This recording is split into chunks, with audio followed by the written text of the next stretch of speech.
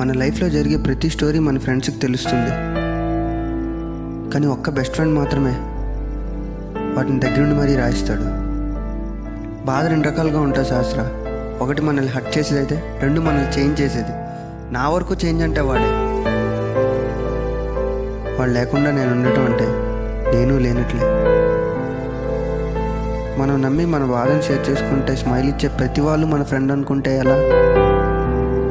వాడు నాతో ఫిజికల్గా లేకపోయినా మెంటల్గా ఎప్పుడు నాతోనే ఉంటాడు.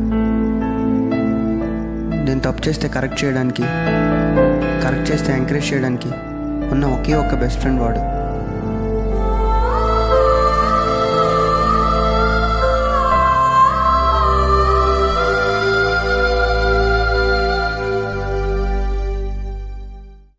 స్నేహం మరణం కూడా వేరు చేయలేని బంధం.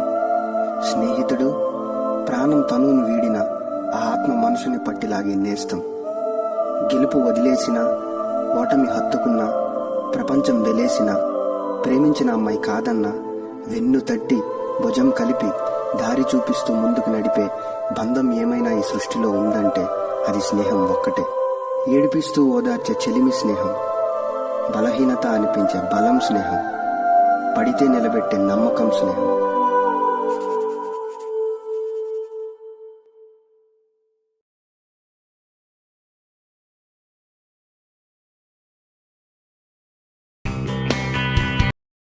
Share chat.